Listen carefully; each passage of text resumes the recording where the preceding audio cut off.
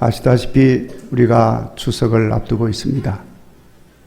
금년 추석에도 변함없이 풍성하고 기쁘고 행복한 추석 되시기를 간절히 바랍니다. 여러분, 지금은 열매를 맺는 계절입니다. 그래서 오늘은 열매 맺는 계절을 맞이해서 성도들의 믿음 생활에도 풍성한 열매를 맺기 위해서 원해서 믿음의 열매를 맺읍시다. 이런 제목으로 말씀을 드리려고 합니다. 자, 여러분 믿음 생활을 하시는 사람이라면 마땅히 믿음의 열매를 맺어야 합니다. 하나님이 주관하시는 세상의 원리가 그렇고 섭리가 그렇습니다. 모든 것에는 반드시 맺히는 열매가 있습니다. 심은 대로 거두게 되고 행한 대로 보응을 받습니다. 그러니까 믿음 생활을 하면 마땅히 믿음의 열매가 있어야 되겠지요? 그건 당연한 이야기입니다. 어떤 사상가가 이런 이야기를 말을 했습니다. 인간은 믿도록 태어났다. 그러니까 종교학자들도 그 말을 하죠. 인간이 무엇인가? 인간은 종교적 동물이다. 호모 렐리기아라고 해서 인간은 사회적 동물, 무슨 동물 뭐 그렇게 하는데 종교적 동물이다. 그러니까 인간은 믿어야 한다는 거예요. 믿지 않은 인간은 없습니다. 자, 그래서 나무가 과일을 맺듯이 인간은 믿음의 열매를 맺어야 한다 하고 말을 했습니다. 전적으로 동감을 합니다. 사람은 그가 맺은 열매로 그가 가진 믿음을 증거하게 되어 있습니다. 내 믿음이 참된 믿음인가? 거짓된 믿음인가? 내 믿음이 견고한 믿음인가? 내 믿음이 껍데기만 믿음인가? 여러분, 그것을 증거하는 것이 열매입니다. 참되고 튼튼한 믿음이라면 믿음의 알찬 열매를 맺을 것입니다. 거짓되고 껍데기만 있는 믿음이라고 한다면 열매가 없든지 있다 하더라도 쭉정이 같은 것만 맺게 되는 겁니다. 열매도 아닌 것입니다. 그러니까 여러분, 알찬 믿음의 열매로 우리의 믿음이 인정을 받으시는 믿음의 사람들이 되시기를 주의 이름으로 축원합니다. 자, 그러면 그 믿음의 열매라고 하는 것이 무엇인가? 그걸 좀 설명을 드리려고 합니다. 여러분, 오늘 이 본문의 말씀을 보면 나사로라고 하는 사람이 있었는데 그가 죽었습니다. 예수님께서 그 나사로가 죽었다는 소식을 들었습니다. 그래서 베다니 동네에 죽은 나사로가 있는 곳을 찾아오셨습니다. 마르다와 마리아 자매는 오라비 나사로의 죽음으로 심히 슬픔 속에 빠져 있었습니다. 많은 동네의 사람들도 그의 죽음을 애도하고 있었습니다. 예수님께서는 마리아와 마르다 자매에게 그가 살아나리라 하고 말씀을 하시고 나사로가 묻힌 곳으로 가자 하고 말씀을 하셨습니다. 무덤에 가까이 와서는 무덤에 있는 그 무덤이 굴이기 때문에 그 굴 입구를 막아놓고 있는 돌이 있어서 예수님께서 그 돌을 보시고 돌을 옮겨 놓으라 하고 말씀을 하셨습니다. 그러니까 사람들이 무덤에 있은 지 나흘이나 되어서 이미 냄새가 납니다 하고 대답을 했어요. 그러니까 예수님께서 말씀하시기를 40절에 네가 믿으면 하나님의 영광을 보리라 하고 말씀을 하셨습니다. 예수님께서 믿으면 어떻게 된다고 그랬습니까? 하나님의 영광을 보리라. 자, 여기 이 말씀 속에서 하나님의 영광을 본다는 것이 무슨 뜻일까요? 네가 믿으면 죽은 나사로가 살아나는 것을 보게 되리라. 그 말씀인 것입니다. 죽어도 살 것을 믿느냐? 살 것이다. 영원히 살 것을 믿느냐? 영원히 살 것이다. 네가 낫기를 믿느냐? 낫게 될 것이다. 할렐루야. 믿음대로 된다는 것입니다. 바로 이 믿으면 하나님의 영광을 보고 믿음대로 되는 것을 보는 것이 믿음의 열매라고 하는 것입니다. 그러니까 본문에서 말하는 믿음의 열매는 죽은 나사로가 살아나고 그로 인해서 하나님 영광이 드러나는 것을 보는 것입니다. 자, 그런데 여러분, 믿음의 열매라고 하는 것은 이런 것만을 말하는 것이 아닙니다. 이것은 하나의 예가 되는 것이고 모든 유형이 이와 같은 유형으로 나타나는 것입니다. 믿음으로 인하여 나타나는 역사들이 다 믿음의 열매인 줄로 믿습니다. 우리가 믿음으로 구원을 받습니다. 그러므로 우리가 받은 구원으로 인한 기쁨과 평안과 소망의 삶들이 바로 믿음의 열매인 줄로 믿습니다. 베드로 사도는 하나님의 성품으로 열매를 맺으라 하고 우리에게 가르쳤는데, 믿음의 삶 속에서 나타나는 하나님의 성품들이 바로 믿음의 열매인 줄로 믿습니다. 그 하나님의 성품은 덕을 세우고 절제하고 인내하고 경건하고 형제 사랑의 삶을 사는 것임을 말씀하고 있는 것입니다. 그리고 그와 같은 하나님의 성품을 따라서 의와 진리의 거룩함으로 새 사람 되어서 사는 것 그 자체가 또한 믿음의 열매인 것을 말씀하고 있는 것입니다. 이렇게 예수님으로 인하여서 새 사람 되어서 사는 사람을 우리는 예수님의 제자라고 부르는 것입니다. 성도 여러분, 결국 우리가 이와 같은 것들로 믿음의 열매를 맺으면 그로 인하여 하나님의 영광이 나타나는 줄로 믿습니다. 요한복음 15장 8절 말씀에 너희가 열매를 많이 맺으면 내 아버지께서 영광을 받으실 것이요 너희는 내 제자가 되리라. 아멘. 그렇게 말씀을 하셨습니다. 많은 믿음의 열매로서 하나님의 영광도 드러내시고 예수님 제자된 삶을 훌륭하게 살아가는 우리 국일의 성도들이 되시기를 간절히 바랍니다. 자, 그러면 여러분, 이와 같은 믿음의 열매는 어떻게 하면 맺을 수 있습니까? 여러분, 오늘 말씀을 보면 가장 먼저 믿음의 열매를 맺기 위해서는 순종해야 한다는 것을 말씀하고 있습니다. 자, 여러분, 모든 열매는 열매를 맺게 하시는 하나님의 손에 달려 있는 줄로 믿습니다. 왜냐하면 생명이 하나님의 손에 있기 때문에 그렇습니다. 모든 열매는 생명입니다. 생명이 있기 때문에 열매가 맺혀지는 거예요. 그런데 여러분, 그 생명의 주인이 하나님이시니 열매를 맺게 하시는 분도 하나님이신 줄로 믿습니다. 그러므로 열매를 맺게 하시는 하나님이시니 우리가 열매를 맺으려면 어떻게 해야 되겠습니까? 하나님이 열매를 맺게 하시도록 해야지요. 그렇게 하기 위해서 가장 먼저 첫 번째 조건이 순종하는 것입니다.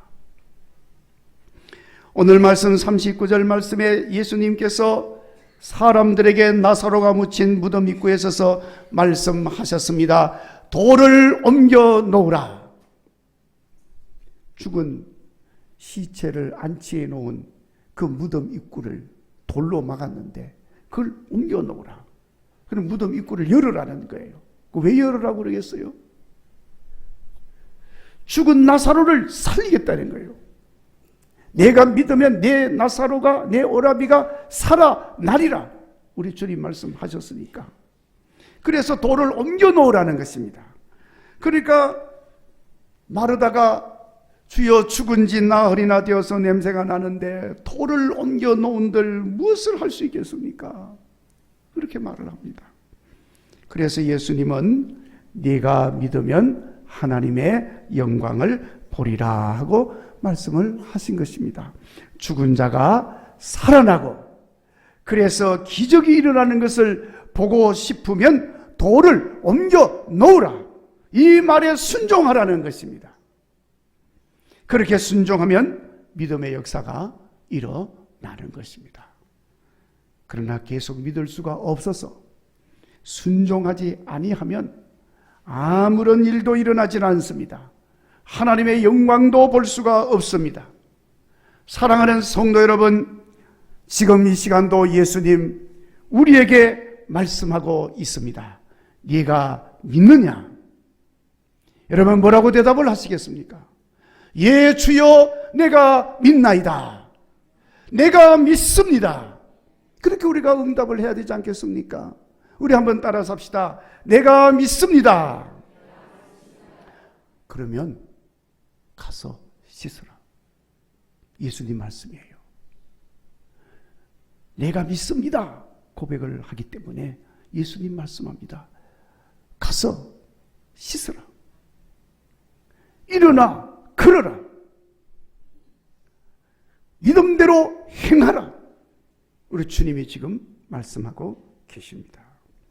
주님 말씀하심으로 순종하고 가서 씻었더니 나면서 맹인된 자의 눈이 번쩍 뜨여졌습니다. 순종하고 가서 씻었더니 문둥병이 깨끗하게 나았습니다. 순종하고 일어났더니 나면서 안전병이 된 사람이 벌떡 일어나서 걷기도 하고 뛰기도 하는 역사가 일어나게 되었습니다. 그뿐만이 아닙니다. 순종함으로 일어나는 믿음의 역사, 믿음의 열매들은 말로 다 할 수 없을 정도로 가득하게 채워져 있습니다. 여러분, 얼마나 가득한지 다윗이 고백하는 고백입니다. 하나님이 행하신 기적이 많아서 내가 널리 알리고자 하나 너무 많아 셀 수가 없습니다. 할렐루야. 다윗의 고백입니다. 얼마나 하나님께서 내게 행하신 기적이 많은지 너무너무 많아서 헤아릴 수가 없습니다. 예수님이 말씀하십니다. 네가 믿고 순종하면 믿음대로 되리라. 아멘. 네가 믿고 순종하면 죽은 자가 살아나는 것을 보게 되리라. 하나님 영광을 보리라. 아멘. 순종하여 하나님 영광을 보시는 믿음의 열매가 있기를 바랍니다. 그리고 믿음의 열매를 맺으려면 여러분 아무것도 염려하지 말고 우리 주님께 맡겨야 합니다. 여러분 우리가 분명히 알아야 할 사실은 말씀드린 대로 열매 맺는 것은 내가 맺는 것이 아니고 주님이 맺게 하는 것이라는 사실입니다. 그러니까 우리가 열매 맺는 것을 주님께 맡기고 믿음으로 순종하고 나가면 반드시 우리 주님은 열매 맺어서 하나님 영광을 보게 하실 줄로 믿습니다. 그런데 여러분 문제는 많은 사람들이 내가 노력해서 열매를 맺는 줄로 알고 산다는 거예요. 그래서 내가 노력하느라고 뭔가 열심히 하는 겁니다. 그런데 열심히 하는 건 좋은데 가만히 보니까 주님이 없어. 예수님이 없어요. 그래서 열심히 한다고 애를 쓰고 수고를 하는데 열매 맺게 하시는 주님이 없으니 열매가 없는 것입니다. 열매라고 거두었는데 보니까 아무것도 없어요. 이사야 선지자에게 하신 말씀처럼 산모가 열심히 애써서 아이를 낳았는데 낳고 보니 바람을 낳았다는 거예요. 생명을 낳은 게 아니고 바람을 낳아서 손에 잡히지도 않고 아무것도 없다는 거예요. 헛수고만 했다는 것입니다. 그래도 여러분, 바람을 낳은 것은 다행이에요. 낳았는데 악을 낳았고, 낳기는 낳고 열매는 맺었는데 보니 죄의 열매만 가득한 거예요. 이 얼마나 불행한 일이 되겠습니까? 왜 이런 일이 일어나느냐? 하나님이 맺게 하신 열매가 아니기 때문인 겁니다. 믿음의 열매가 아닌 것입니다.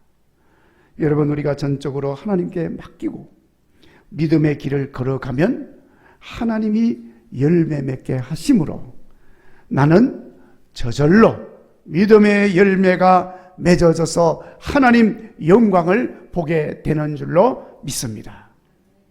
병든 아들을 둔 가난한 과부가 있었습니다. 그 아들이 치유받고 회복되기를 간절히 바라고 있는데 방법이 없습니다. 그런데 어느 날 어떤 사람이 말하기를 저기 왕의 온실에 가면 포도가 있는데 그 포도를 먹으면 어떤 병도 낫는다고 하더라. 그러니까 이 과부가 그 말을 듣고서는 귀가 번쩍 뜨여졌습니다. 그래서 아들 병을 고치기 위해서 이 가난한 과부지만은 자기 모든 것을 팔아서 정리했어요. 아들 병을 고친다면. 그래서 얼마 되지 않은 돈이지만 그걸 마련해가지고 왕의 온실로 달려갔습니다. 가서 보니까 포도원 지기가 있어서 그 포도원 지기에게 자기 사정을 쭉 설명을 했습니다. 그래서 내가 내 전 재산을 팔아서 마련한 돈이니 제발 내 병든 아들을 불쌍히 여겨서 포도 한 송이만 주세요. 팔아주세요. 그러니까 이 포도원지가 잘 듣더니 그 마지막 그 말을 듣고서는 이런 지하에 안 돼. 딱 끊어버립니다. 그러니 이 가난한 과부가 안 된다고 하니 얼마나 마음이 아픕니까? 땅에 주저앉아가지고 땅을 치면서 병든 아들 생각하며 통곡을 하면서 웁니다. 그런데 그 여인의 통곡하는 소리가 저기 왕궁에 있는 왕에게도 들리고 왕자에게도 들렸어요. 그래서 왕자가 그 이 울음소리가 도대체 무슨 울음소리냐 알아보니까 자초지종 이렇게 되어서 울고 있음을 알게 되었습니다. 그러니까 왕자가 그 소식을 듣고 여인에게 찾아왔습니다. 여인이여, 울지 마시오.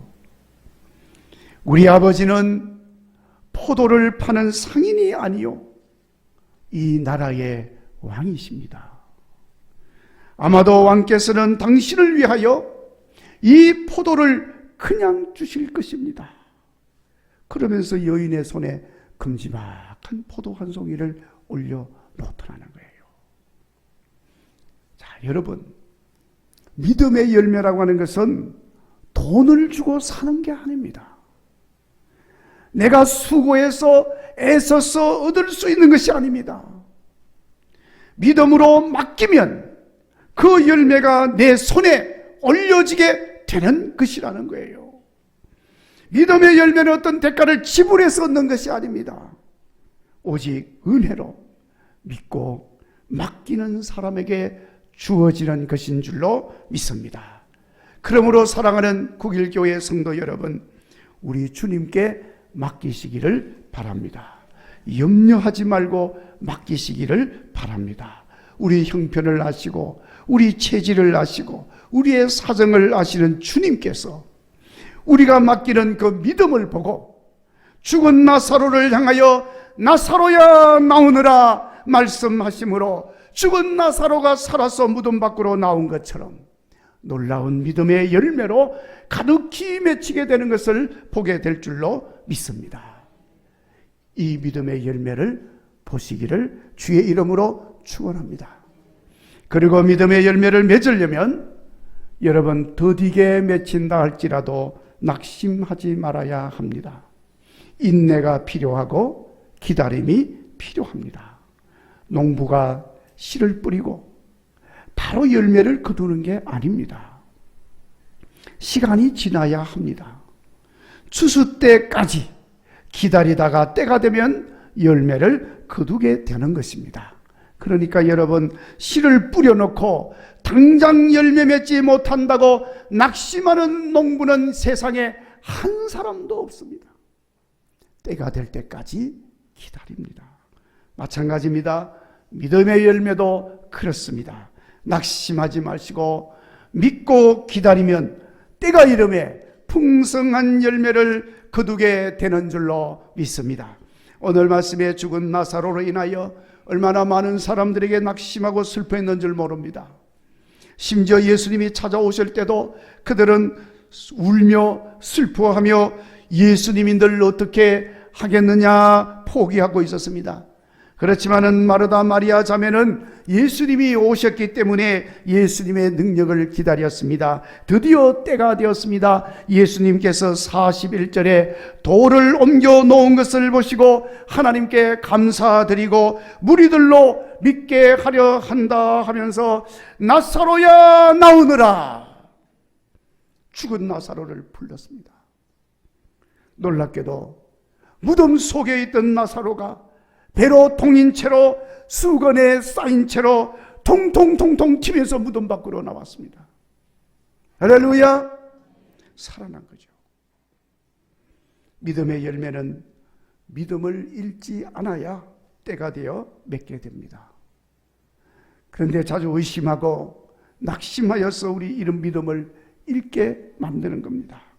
의심과 낙심이 있으면 믿음이 있을 자리가 없습니다. 믿음이 없는데 믿음의 열매를 어떻게 맺을 수가 있겠습니까? 믿음의 열매는 믿음이 있어야 하는 것입니다. 그래서 예수님께서 말씀하셨습니다. 네가 어찌 의심하였느냐? 네가 어찌 믿음이 없느냐? 믿는 자에게는 능히 하지 못할 일이 없느니라. 할렐루야.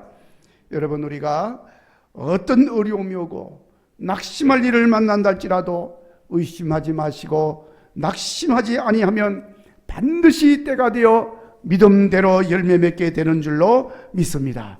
이렇게 해서 믿음의 열매를 맺으면 열매 맺은 성도의 삶의 모습이 우리의 삶 속에 그대로 나타나게 됩니다. 믿음의 사람인 것이 증거가 되어집니다. 이렇게 믿음의 사람임이 증거가 되어지면 아브라함처럼 다윗처럼 믿음의 조상으로 복 있는 삶을 살게 되는 겁니다. 믿음의 열매가 맺혀짐으로 우리는 예수님의 제자인 것이 드러난다고 했습니다. 제자의 사명을 훌륭히 감당하게 될 것입니다.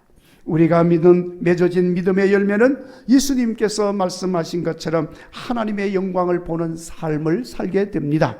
여러분, 하나님의 영광을 보는 사람의 삶이 어떤 삶이겠습니까? 날마다 감사하고 날마다 기뻐하고 날마다 평안하고 하나님의 놀라운 역사를 친히 눈으로 본 사람인데 어찌 감사가 기쁨이 없겠습니까? 그러니까 여러분, 이런 하나님의 영광을 보게 된 믿음의 열매를 맺은 사람은 설령 내가 가진 소유가 없다 할지라도, 설령 질병으로 육신이 연약하다 할지라도, 힘들고 어려운 환경 속에 있다 할지라도 하나님의 영광으로 인하여 기뻐하며 감사하며 평안하며 행복한 삶을 결코 잃지 않게 될 줄로 믿습니다. 그래서 항상 참 기쁨이 내 것일세 할렐루야 찬양하며 주께 영광을 돌리는 삶이 되어질 줄로 믿습니다. 성도 여러분, 이제 금년 남은 날들도 아름답고 풍성한 믿음의 열매를 맺으셔서 이렇게 복 있는 성도의 삶을 훌륭하게 살 수 있기를 주의 이름으로 축원합니다.